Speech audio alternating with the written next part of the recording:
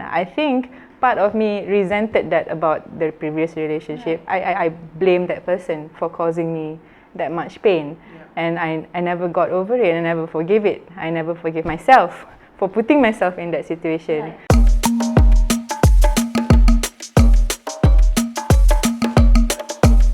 Assalamualaikum. Welcome to Tenang is Good podcast, where we talk about unique experiences navigating mental health issues.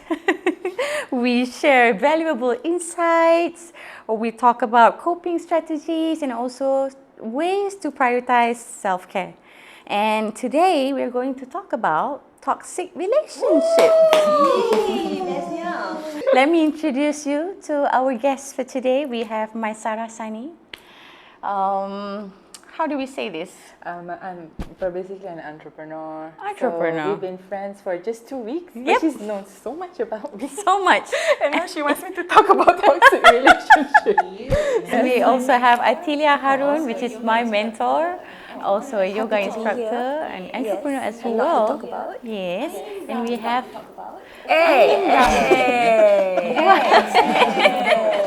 ex-national role, fitness advocate, fitness trainer. What else? Right. And I'm Mimi, your host for today. And macam tadi kita cakap, kita nak borak pasal toxic relationship. And bagi Mimi, I think relationship is why we are here on this earth. Kita memang hidup untuk have relationships. Tapi the thing is, bukan semua relationship are designed to lift you up. Some is just seasonal je. It's only meant for your growth. It's not meant to last lah, senang cerita. And some are toxic. This is what we're going to talk about. Let's see kalau kita boleh discuss what are some of the red flags of a toxic relationship. So for me, when you can't communicate, when you are left with your own thoughts, bila kita nak cakap tu kita takut, when something is not communicated well between you and your partner, it can be anybody, tak semestinya your boyfriend and your husband, right? Can be with family members, with friends. When you have things in your chest that is hard to nak sampaikan, I think that is toxic. When there's like a roadblock. Yeah, for me that is like a walking toxic around relationship. eggshell. Yeah, I think I agree because communications is the key to actually how Everything. Yeah. Healthy relationship. Yeah. I mean, it takes two to tango. Takkanlah satu je kan. Yeah. Takkan seorang-seorang kan shot sendiri kan. Tak boleh. Dia kena macam, it takes two person to actually communicate. Like, what can I improve? What can I be better? Like, how can we resolve this? So yeah. Communication memang for me lah, number one. Yeah. It becomes red flags bila kita realise that kita punya stress increase bila around these people. Kita rasa macam kita ada low self-esteem. Kan? Kita ada low self-esteem and kita just rasa macam manipulated in a way or being controlled. Macam apa sih kita cakap tu macam nak kena control. Macam Cannot be who you are. Cannot be who Jaga you hati. truly Cover genuinely line are. lah. Walaupun tak happy kan. Right. Sometimes I think like kita punya the way we were raised pun sometimes because you don't really have control of this, because how much you can tolerate as an adult is because of the long term tolerance that you've had. So kira kita So how do you identify the red flag? Because when you were kids, when you were exactly. kids, and how do you know that you are in the red zone? Right. So you don't actually know until you bring yourself outside. Because this is something that I experienced juga. So because I tolerate a lot, because I think I'm adaptable. I'm that kind of person that you just sabar. Yeah, sabar. I can feel that. Sebab I think growing up in a very high performance kind of family kan, you just rasa macam you gotta tolerate stuff, otherwise you don't get to move forward, Right. You can't just I don't want to do this, I don't want to do that, I don't want to listen to people. No, you sort of go forward, but then along the way you're sort of stuck in the red zone because you tolerate a lot, right?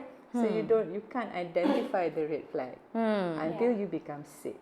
Not all of us learn how to communicate macam clearly kan, especially growing up ke, sometimes kita tak ada that lesson where we actually learn to say no or to we've say always like been this is taught not to be right. quiet, to Yes, exactly. Put their Relax. So boundaries. bila Yeah. kita in a toxic relationship ni, Orang kita cakap tak suruh boleh, relax tu kan. right, kita tak boleh nak cakap no, kita tak pandai nak cakap yes, tak pandai nak cakap no, tak pandai nak protect our energy. And we are always sorry for being sorry about everything. Sorry, I need to say this, but sometimes you don't understand that Kau you betul. need. Kan?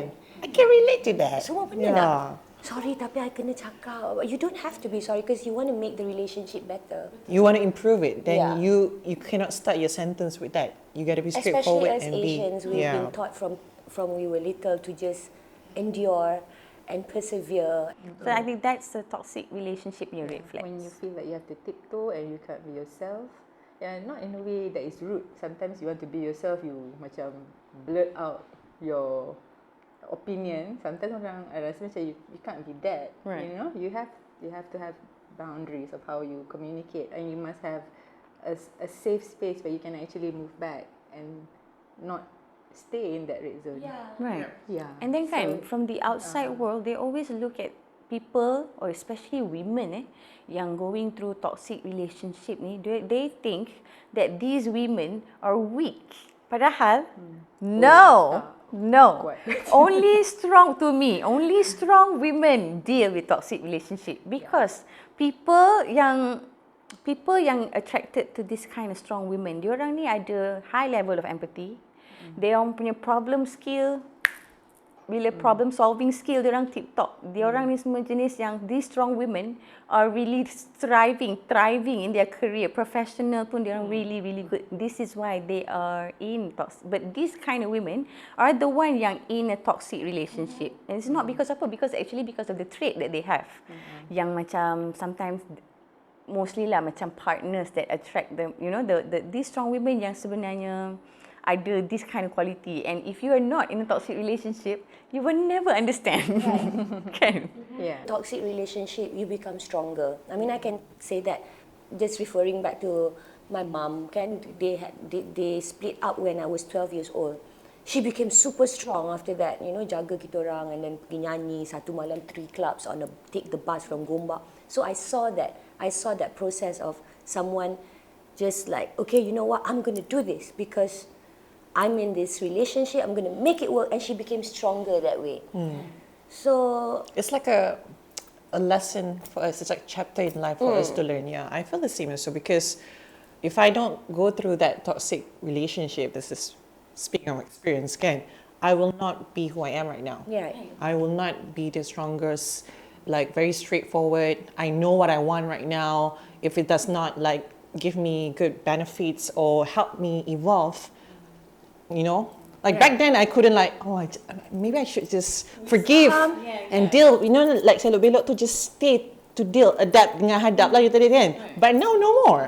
But it helps me a lot along the way, like carve the path for me to get where I am right now. Yeah. Right. So kira kalau kita stay dalam toxic relationship ni, I think so many want to know, apa long term effect dia kalau kita stay? Because tadi I cakap, we have to learn to say no, and that's it, just no, and walk away and move on and make space for other relationship that is healthier for you, that make you grow, that make you feel supported, kan? But this is the thing, what happen if you stay in a toxic relationship, long term effects? I went to one motivational course lah. Dia bagi I 2 gambar tau. Satu gambar rumah yang banyak negativity. It's an office actually. It was an office training kan. So one office, the boss marah. So negative vibes je dalam tu. And then there's one house with a lot of positivity. Yang cakap. Lepas tu the trainer tanya. Antara 2 office ni, which one yang staff dia akan berhenti kerja? Everybody said the negative one. But the answer is no. The positive one. Because they are empowered. They believe that they can do better. The negative one will never leave. Because they don't believe there's something better out there. Interesting. Because they got brainwashed. So I think in any relationship, when you stay too long in that relationship, the reason people don't leave, for me, I rasa because it happened to me as well, is because we don't believe there's anything better for us out there. I agree. Right? Because That's where we have to help people understand that you can detach. You can, and detachment is very difficult for people who are stuck. Selalu orang selalu cakap this line, I malas lah nak restart balik new relationship. I usually say that. Semua. It's hard Tapi to start sebenarnya over. best tau. The starting over is your best. Okay. It's fun. Okay. Untuk company yang ada high turnover, dia punya boss best sebenarnya. Kan? It's because the boss empower them, gave them motivation. They are motivated. I think you're able to only stay in a relationship if both partners agree. Okay, we are going through this, we're going to change. If that doesn't happen from both 50-50, seorang lebih 51% pun tak boleh. They have to be equally in agreement of. Yeah, that's very difficult to get there. So selalu itu macam, that's why I dah 2 kali. Okay. Sebab we're still friends. Sebab tu saya dah 2 kali. Louder. What bercerai. happens? Mimi tanya, what happens So to us? my first marriage, we separated, got divorced, and then he got cancer after that. He passed away, but we became super close. I took care of him and became really good friends after that. So I realized that I think we're better as friends than as husband and wife. So that was okay. And then moved on, met someone else, got married, and then it was just for lesser years than the first one. But again, we're still friends. Yep. So I want to always leave a relationship, whether it was toxic or not, with a clear conscience. So I myself, it's very selfish of me, I think, but it's a good kind of selfish for myself. Move on, forgive, and just jalan. And then I don't know, maybe I will get into another toxic relationship. I don't know, but at least I know how to handle it better. Yeah, that's so good. Yeah. Or even tengok je, I tahu, okay, I'm not going to go into this relationship because I know I can See the signs and all. Okay. By trying it again, so we're not going to be molded into this long-term effects of having toxic relationship. Because if it's long-term, self-esteem gone. Okay, feeling unworthy tu every day feeling unworthy. It's to a point that you start to believe that you are unworthy. You start to believe inside. So that thing yang macam causing people yang susah nak start over is they think they're stuck, but it's actually because you've been there too long. I think it is because we've been there too long. We have developed the resistance to it, because your question was what happens to us when we tolerate too long, kan? Because your body does develop some kind of resistance, but then you disturb other balances in your body and then you become sick. Kan? Apa strategi kita bila kita dapat tahu yang kita tengah deal dengan toxic individual? And macam like you said just now, like Bila you kita tak boleh communicate, kan? kita rasa tertekan, you cannot say what you want to say. Yeah, that is a huge sign. I think that is. Then what's your strategy? How do you get out of it? Like, what did you do? Well, for me, I think it is very important to love yourself. I agree. Yeah. Oh my God. I've always been a girl who goes out with the guys who love me less. I will be the person who's like, oh my God, I love you. I'm gonna just Take care of you. Take care of everything. So through experience, I think I'm like, okay, I'm gonna do the other way around and see how it works. Oh my God, same. Can. And then I think it's also important to restart and embrace that new start in your life. A lot of people feel like, tak nak lah, aku dah tua lah. I'm already in my 40s. I don't want to start again. I mean, it's easy for me to say because I do not have kids. So it's orang cakap senang lah kau nak move on. I have 5 kids. How am I going to move on? Blah, blah, blah. Take it as a journey that has been written for you. I think it's going to be beautiful if your intention is right. It doesn't matter. Yeah. And then take it fresh. Never compare macam, oh dulu macam ni, so I'm going to treat my new partner like this because I've learned from a lot. Sebenarnya you forgive everything before you move on, right? You have to restart. Yeah. Also macam, it is very hard. Yeah. Especially macam benda-benda pasal kita kena set kita punya boundary. Itu antara benda paling susah nak buat bila kita start deal dengan toxic individual ni. Tapi sebenarnya kena buat. Susah. Macam I people pleaser. Kita semua angkat tangan. I feel like macam I used to be a people pleaser. I macam rasa macam I cannot say no. I have to say yes. I have to be involved in everything just to make sure But I they're think not. you're stronger. They're- I don't see you. No, I used to be like that. Right. That's why. So when you met me, you no longer people. So that's why when you say that, start loving yourself. When I start giving more time for myself, thinking about what I want instead of what other people want, that's when everything changed. Yeah. I put myself first Same thing. instead of over everyone else. So yeah. How does the transition affect you? Because like I don't know how to do that. Kalau macam I've always been a people pleaser, and then suddenly I want to start and love myself. I feel like macam I'm a different person. Yeah. Yeah. How do you Like how do you for manage my that? case, I came to the point macam I'm very very unhappy with macam I'm very macam very cheerful. Like they know me. Like I'm very vibrant to the point that macam I'm a people pleaser sampai I'm not happy. Why I'm feeling like this? Because this person we're supposed to be happy together doing moment, you know, sharing all this moment, but I'm no longer feeling that way. Well, what is the cause? This pent up feeling tau, dia rasa macam about to burst. So okay, I seek therapy lah kan. Like I want to find out what's wrong and then how can I improve. Not just like apa tu relationship also, but improve myself. It's because I'm not giving myself like enough love, like taking care of myself. I always like macam prioritize others first to actually do that. I mean, it's okay to do that, but you can add the boundaries. That is the main problem with me. I cannot put boundaries. I always macam give 110%. Right? So there was this 1 year. Masa tu nak masuk 2021 or 2020. Pandemic. So I can't remember, but I told myself, this year is going to be my no year. So it was a clear line for me. This is my no year, because for the past 40 whatever years, it has been yes years. So this year, no year. Okay, so macam orang invite event, I'll be like, okay. Nah. No, because I want to chill at home, you know. But Oh my macam God, kalau yes. if it's work, you know, it's and then I will go. Tapi just macam, That's what it takes, kan? yeah, just a That even like small thing changes everything kan? Yeah, that one I got from Aisha Sinclair. She taught me. She said, okay, Tia, this year is my Shout out yes for Aisha. year. Hey, Aisha. Hi, Aisha. This year is my Shout yes out for year. Aisha. Last year was my no year. And I'm like, there's such thing? Yes. Okay, this is going to be my no year.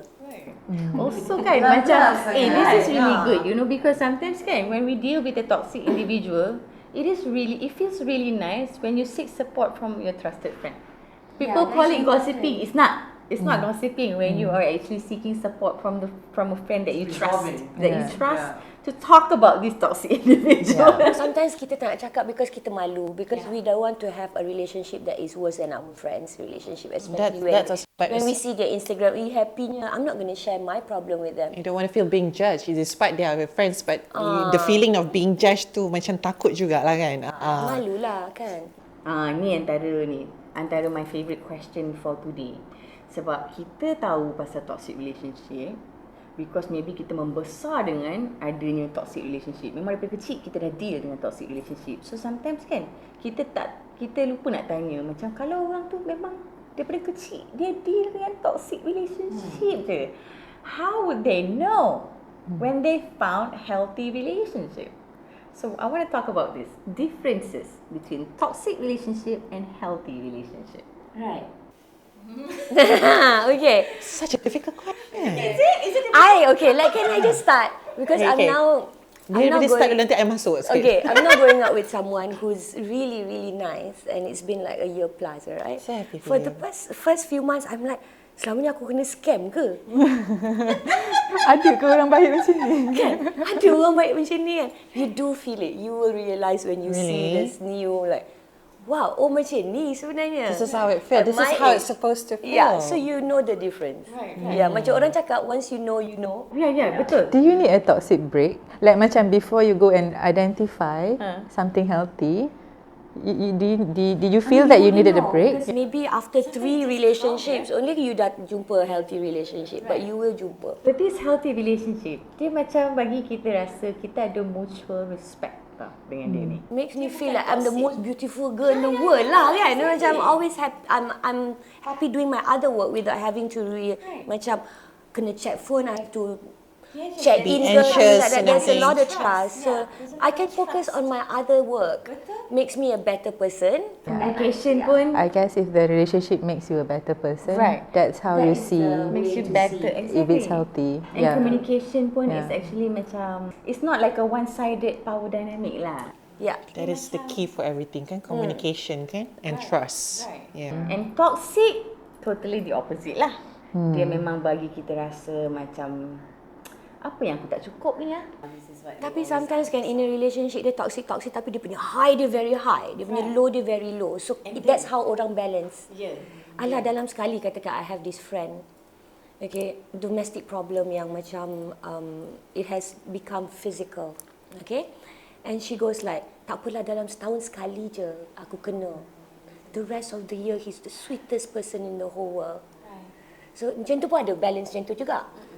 So I guess so hard to say ya. So hard to I guess say you can't kalau kita judge, kat dalam we can't- situation tu. Sebab tu we're not supposed to judge You're not nobody's supposed to judge. relationship. Yeah. If you because feel you can there's a- handle it, I mean, If you can handle it, then you can. Yeah. that floats All your we boat. can do as you know the friends surrounding, you know, the friends around people who are dealing with toxic relationship is just give more love.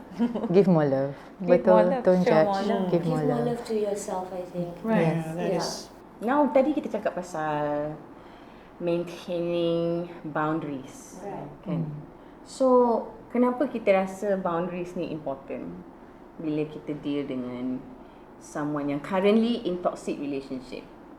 Ya, kenapa kita rasa boundaries tu penting bila kita tengah deal dengan toxic relationship? So now kita dah toxic, dia dah toxic. Okay, misalnya lah kita diberi situasi, kita dah ada kat dalam toxic relationship tu sekarang. We are in it now. And people say one of the way to actually make things better is to set boundaries, to communicate your boundaries. Meaning certain things, no, it's a no for here, no for here. And why is that important dalam relationship tu? I think we all know that it's important lah kan, how to get out of it. Tapi memang susah sangat nak get out of it.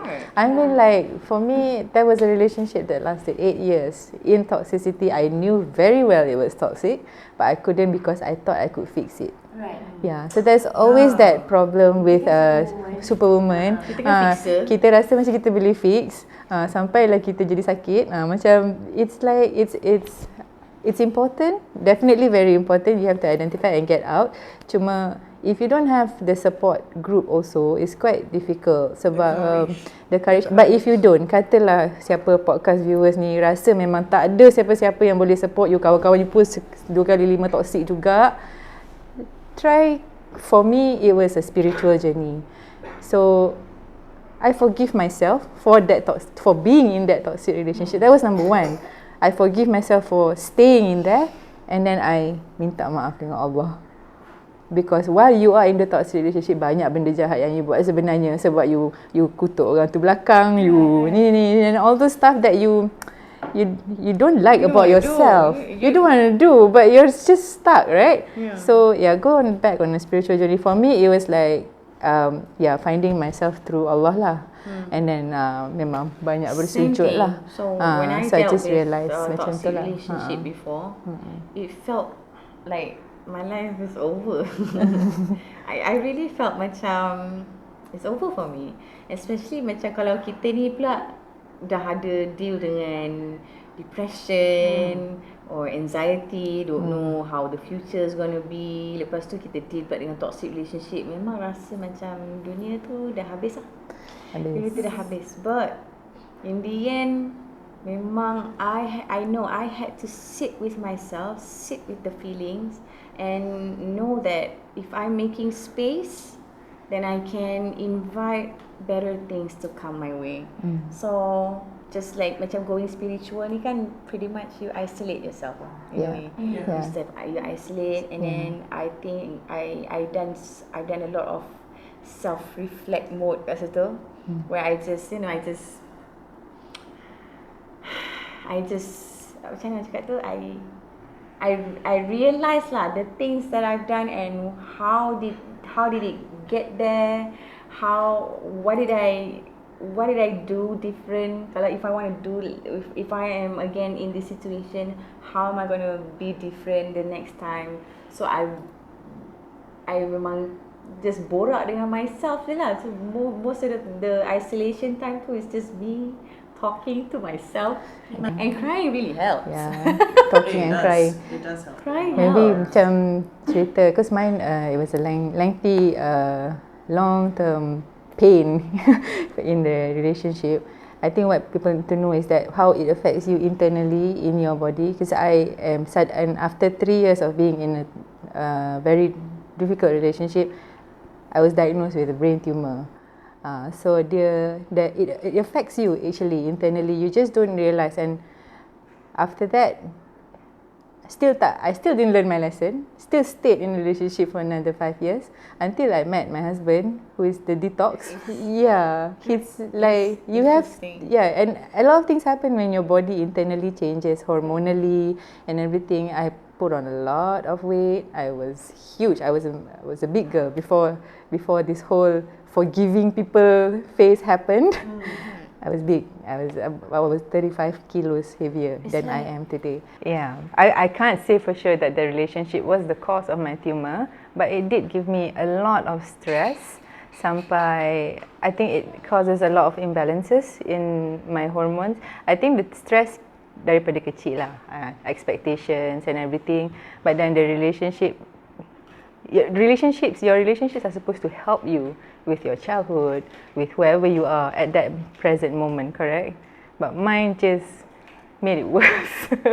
So, and I was never been able to get out of it and then I eventually got ill. Symptoms were things like temporary blindness, shortness of breath, and I was under medication and on the box of that ubat, it's not a Xanax or anything like that. It was not. I was going through depression, but I told the doctor I don't want any happy pills. I said I just want to treat the tumor.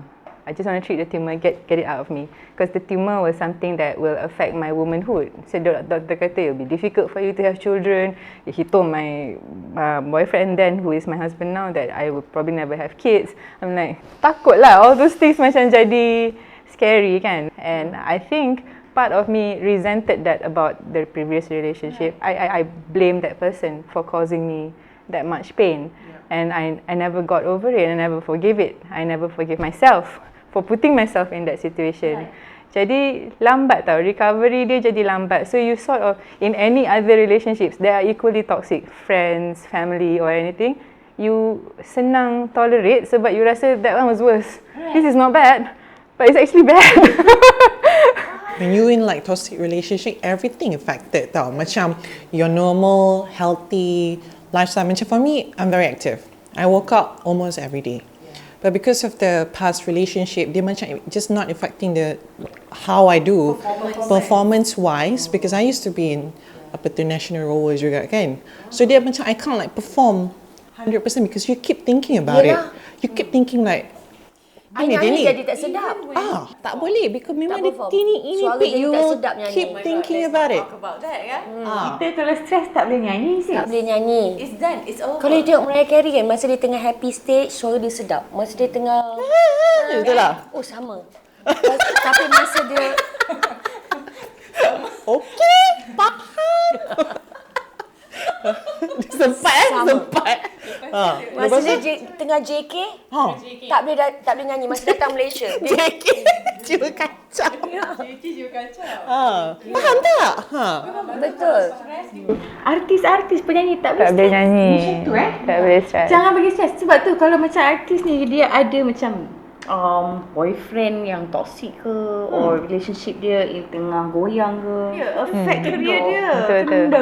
Kendor suara dia betul.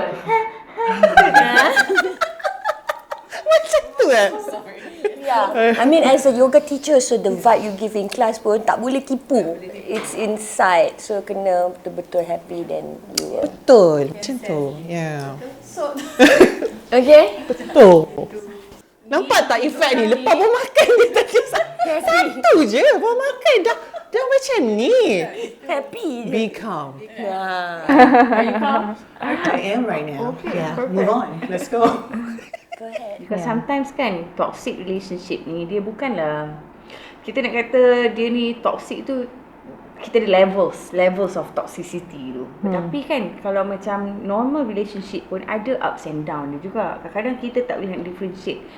Ini toxic ke ini is just meant for growth of two people dalam relationship tu. Sebab sometimes kita, because kita jenis tak pandai borak, macam tak pandai communicate, because kita just react je bila kita tak dapat something, and then kita jadi macam passive aggressive about things, or macam start macam sindir menyindir in a way, macam this is how we communicate. Yeah. Gaslighting a bit, manipulate sikit, or macam Post kat Instagram. Good. Tapi nak bagi satu orang je baca. lepas tu tengok story tu. Patut tunggu tengok viewer. Dia tengok ke tak? Dia tak tengok, post lagi satu. Nak bagi tak lah. Korang pun buat kan? Confirm buat punya sebab itulah namanya toxic. Okay, we see you guys again next episode, next topic. Bye. Remember guys, tenang is good. Tenang is good. Nice good. Tenang is good.